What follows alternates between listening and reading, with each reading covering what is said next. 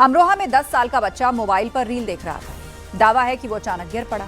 परिजन उसको अस्पताल लेकर गए तो वो पहले ही दम तोड़ चुका था। ये रिपोर्ट देखिए।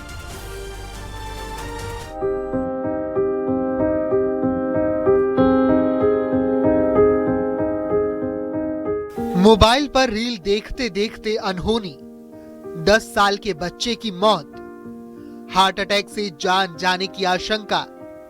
अमरोहा के थाना धनोरा क्षेत्र में 10 साल का मयंक अपने घर पर मोबाइल फोन चला रहा था।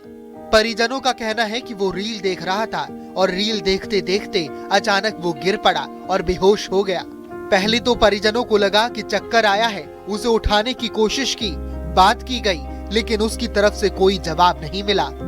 आनन फानन में परिजन उसे नजदीकी डॉक्टर के पास ले गए। इसके बाद एक प्राइवेट अस्पताल ले जाया गया, लेकिन जांच के बाद डॉक्टरों ने मयंक को मृत घोषित कर दिया। हार्ट अटैक की आशंका जताई गई है।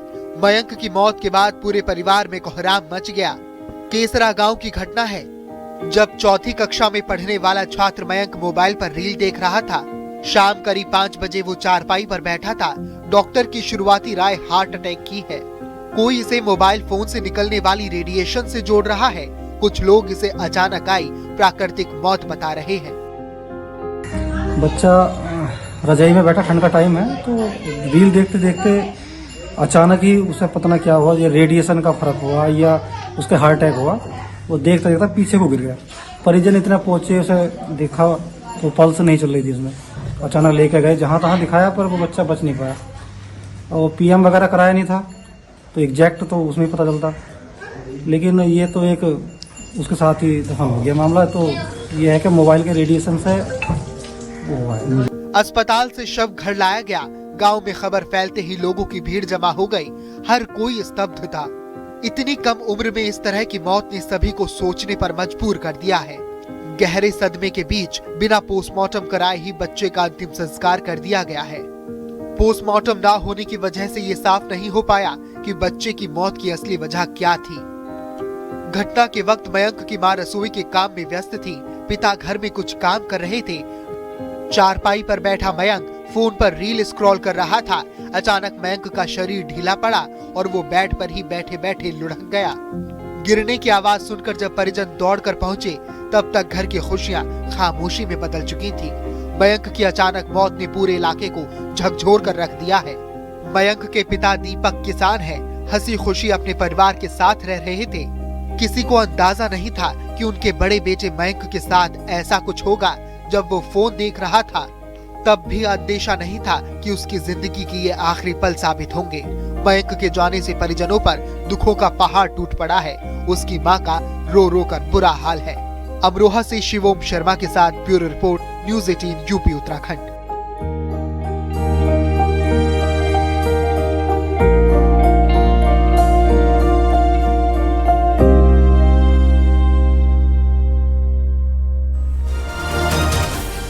बागपत में एक नाबालिग लड़के की जान चली गई। दावा है कि वो फोन पर पबजी गेम खेल रहा था।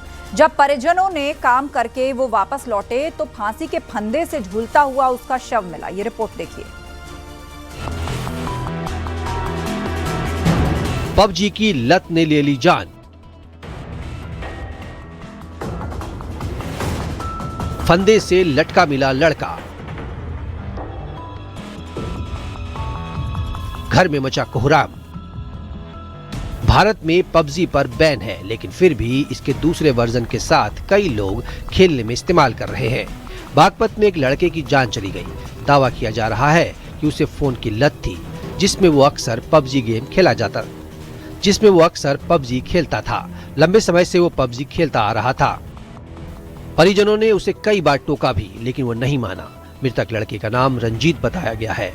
उसका परिवार मजदूरी का काम करता है। नेशनल हाईवे के पाली गांव के पास एक अस्पताल का निर्माण कार्य चल रहा है, जिसमें उसका परिवार मजदूरी करता है। पास की झुग्गी में परिवार रह रहा था। जैसे ही माता पिता काम करके लौटे, उनके बेटे रंजीत का शव फांसी के फंदे पर लटका हुआ मिला। सामने का मंजर देखकर हर किसी के पैरों तले जमीन खिसक गई। जी मैंने खोला, मेरा भाई नहीं मिला तो मैंने देखा, तो मेरा भाई नहीं मिला, मैं देख लूं थोड़ी। तो गेट बाहर से खोला तुमने? नहीं, अंदर से ऐसी कुंडी नहीं है लगाने के लिए। अच्छा, ऐसे अटका देते हैं? हाँ, ऐसे अटका दी थी, तो मैंने ऐसे खोला तो मेरा भाई टंगा था फंसी जगह। क्या गेम भीम खेलता है ये? कुछ ना, यूट्यूब देख रहा था। अच्छा। रंजीत के पिता मुकेश ने बताया कि उसका बेटा दिन में कई घंटे मोबाइल में पबजी गेम खेलता रहता था। बाद में सूचना मिलने के बाद पुलिस भी मौके पर पहुंच गई। पुलिस ने शव को नीचे उतरवाया। जरूरी कार्रवाई करते हुए इसके बाद शव को मोर्चरी भेज दिया गया, जहां पोस्टमार्टम की प्रक्रिया शुरू की गई। 2 बहन 1 भाई। कोई लड़ाई झगड़ा हुआ था? कुछ नहीं हुआ, हम रोटी बना रहे थे, भाई ने बोला हमको खाना चाहिए। मुकेश मध्य प्रदेश के दमोह जिले का रहने वाला है। वो मजदूरी के लिए अपने परिवार के साथ यहाँ आया हुआ था। घर में उसकी पत्नी, 2 बेटी और बेटा रंजीत रहता था। मुकेश सुबह अपनी पत्नी के साथ मजदूरी करने चला गया। उस वक्त रंजीत झुग्गी में ही था। उसे फोन न देखने के लिए भी कहा गया, लेकिन किसी को अंदेशा नहीं था कि रंजीत इतना बड़ा कदम उठा लेगा। बागपत की घटना हर माता पिता के लिए एक सबक है। कहीं आपके बच्चे को भी गेमिंग की बुरी लत तो नहीं है। ये लत जानलेवा भी हो सकती है। फिलहाल पुलिस मामले की जांच में जुटी है। जांच के बाद ही मौत की असली वजह सामने आ सकेगी। बागपत से शहजाद राव के साथ bureau report, news 18 UP Uttarakhand.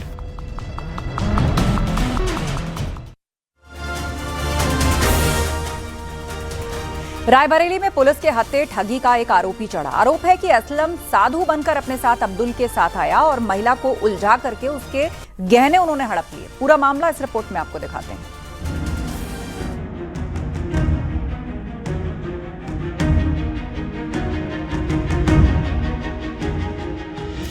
Abdul और असलम की करामात। साधु बनकर महिला को ठगा। पुलिस ने असलम को अरेस्ट किया। वो साधु का भेष धारण करते हैं और महिलाओं को टारगेट करते हैं। जब तक किसी को कुछ समझ में आए तब तक ये अपने काम को शातिर तरीके से अंजाम देकर 9-2-11 हो जाते हैं। पुलिस को काफी वक्त से इनकी तलाश थी। पुलिस की गिरफ्त में खड़े इस शख्स का नाम असलम है, जिस पर आरोप है कि उसने अपने एक साथी अब्दुल के साथ मिलकर एक महिला को झांसे में ले लिया। उसका ध्यान भटकाया। जब महिला दोनों के झांसे में आई तो उसके मंगलसूत्र और झुमके हड़प लिए। महिला जब तक समझ पाती वो ठगी का शिकार हो गई, तब तक काफी देर हो चुकी थी। अब्दुल और असलम मौके से फरार हो चुके थे। असलम तो पुलिस के हत्थे चढ़ गया, लेकिन अभी अब्दुल पकड़ में नहीं आया है। असलम से पूछताछ के बाद उसकी तलाश भी तेज कर दी गई। दोनों आपस में जीजा साले बताए गए हैं। इसमें से मुख्य अभियुक्त जो है असलम कुरैशी, जो देवा शरीफ बाराबंकी का रहने वाला है, उसको गिरफ्तार कर लिया गया है। उससे पूछताछ में बताया गया कि उसका जीजा जो है अब्दुल हासिम, ये भी उसके साथ था। पुलिस उसकी तलाश कर रही है। असलम कुरैशी को न्यायिक अभिरक्षा में भेजा गया है। इसके पास से उस महिला के एक जोड़ी जो झुमके थे उसको बरामद कर लिया गया है। इसके द्वारा बताया गया कि इसका जीजा अब्दुल हासिम है, उसके पास मंगलसूत्र है। 29 दिसंबर की ये घटना बताई गई है। एक महिला जिला अस्पताल के पास ई रिक्शा पर सवार हुई। दोनों ने महिला को ठगने के लिए जाल बिछा दिया। तभी साधु के वेश में जीजा साले की जोड़ी भी ई रिक्शे पर चढ़ गई। दोनों ने महिला से बातचीत शुरू करते हुए बताया कि वो अयोध्या से आए हैं। महिला उनकी बातों में आ गई। इसके बाद दोनों ने कहा कि अगर वो अपने आभूषण उतारकर 101 कदम चलेगी तो उसका कल्याण होगा। पहले तीनों ई रिक्शा से उतरे, फिर महिला ने गले में पहने मंगलसूत्र और कान के झुमके उतारकर उन्हें दे दिए। आभूषण देने के बाद महिला 101 कदम जाने के बाद पलटी तो जीजा साले की जोड़ी वहां से फरार हो चुकी थी। इसके बाद महिला बेहद घबरा गई। उसने अपने परिजनों को घटना के बारे में बताया। महिला और परिजनों ने पुलिस में शिकायत दर्ज कराई। इसके बाद पुलिस ने तुरंत कार्रवाई करते हुए असलम को अरेस्ट कर लिया। वहीं उसके जीजा अब्दुल की खोजबीन की जा रही है। रायबरेली से मोहन कृष्णा के साथ bureau report, news 18 UP Uttarakhand.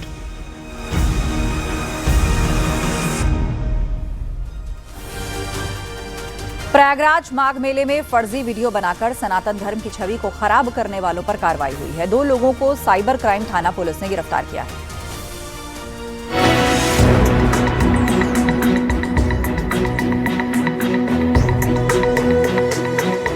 Prayagraj की धरती पर इन दिनों माघ मेले की धूम है। बड़ी संख्या में साधु संत माघ मेले में आए हैं, लेकिन कुछ यूट्यूबर साधु के वेश में सनातन को बदनाम करने की भी कोशिश कर रहे हैं। 8 जनवरी को सोशल मीडिया पर एक वीडियो वायरल हुआ था, जिसमें एक यूट्यूबर ने अपने ही एक साथी को साधु के वस्त्र में पहनाए थे। एक वीडियो बनाया गया था जिसमें उससे गायत्री मंत्र और शिव तांडव स्तोत्र पूछा गया। लेकिन वो उससे बचता दिखा। लगा रहे हैं जी, मंत्र पढ़ के लगाइएगा। मंत्र आता है कि नहीं?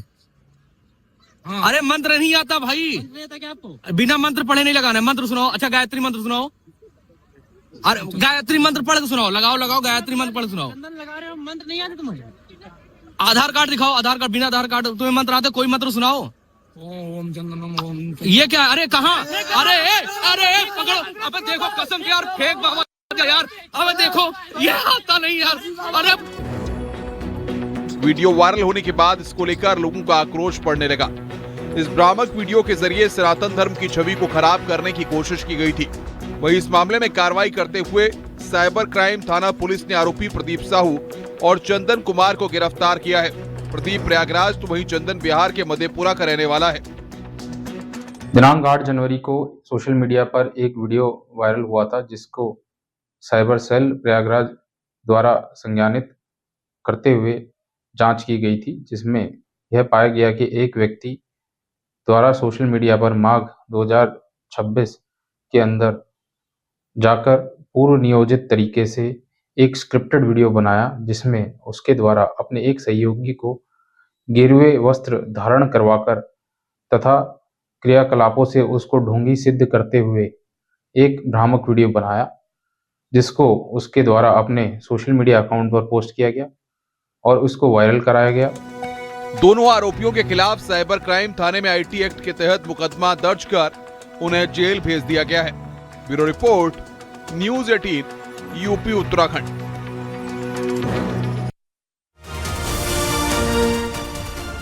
जौनपुर में पति पत्नी का रिश्ता खराब हो गया। पत्नी अपने प्रेमी को भूल नहीं पाई और उसके बाद पति ने अपनी पत्नी की शादी उसके प्रेमी से करवा दी। ये रिपोर्ट देखिए।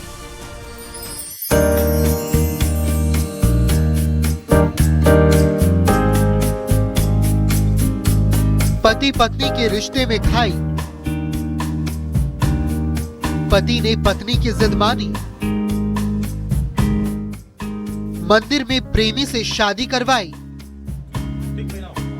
बॉलीवुड में कई फिल्में ऐसी आई हैं जिसमें शादी के बाद पत्नी अपने पति के साथ खुश नहीं रहती, उसे बार बार अपने प्रेमी का ख्याल आता है।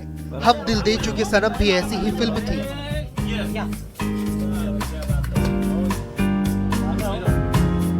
जिसमें हीरोइन का पति उसके मन की बात जानकर उसके प्रेमी से उसे मिलाने की कोशिश करता है। कुछ वैसा ही जौनपुर में हकीकत बनकर सामने आया है। फर्क बस इतना है कि ये कोई फिल्म नहीं बल्कि असल जिंदगी की घटना है। जौनपुर के कचहरी परिसर में बने मंदिर में पति ने अपनी पत्नी की शादी उसके प्रेमी से करवा दी। इस मौके पर वो और उसके परिजन भी मौजूद रहे। प्रेमी और उसकी पत्नी पम्मी ने एक दूसरे को वरमाला पहनाई।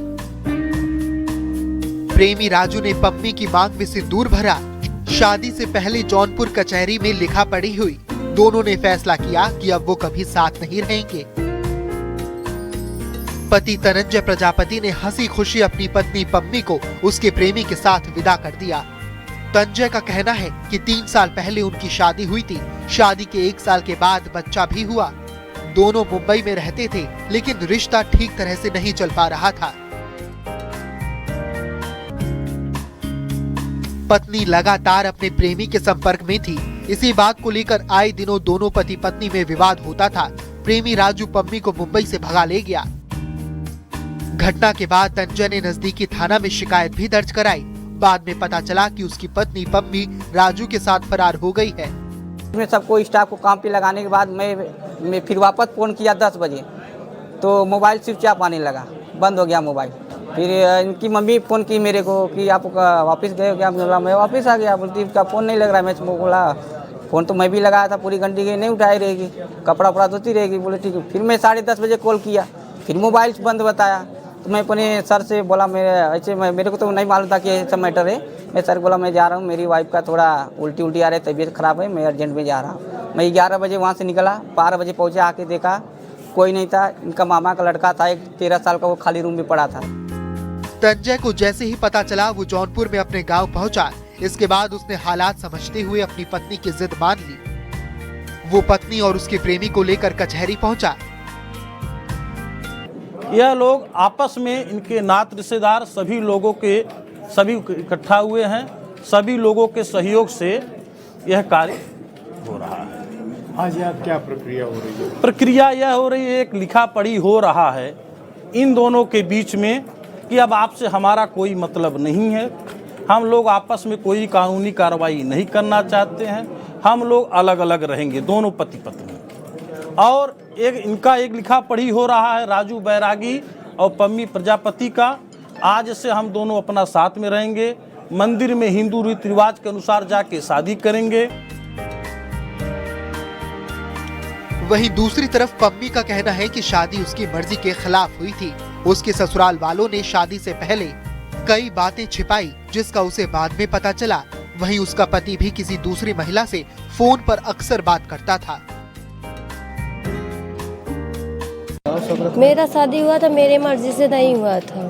आपकी शादी मेरा शादी झूठ बोल के सब लोग करवाए थे। क्या झूठ बोला गया था? बोल रहे थे कि ये लड़का ये काम करता है, लड़का मुंबई में फ्लैट है, घर है, प्रॉपर्टी है, ये सब मामा सब बोल के करवाए थे। फिर वहाँ जाने के बाद तब पता चला कि कुछ भी नहीं है, लड़के के पास कुछ भी नहीं, जो लड़का कमाता है बस वही है और कुछ नहीं है। जौनपुर की ये घटना रिश्ते में अविश्वास और भावनात्मक उथल-पुथल को दिखाती है, जहां पति ने अपनी पत्नी की बात मानकर उसकी शादी प्रेमी से करवा दी। जौनपुर से मनोज सिंह के साथ bureau report, news 18 UP Uttarakhand.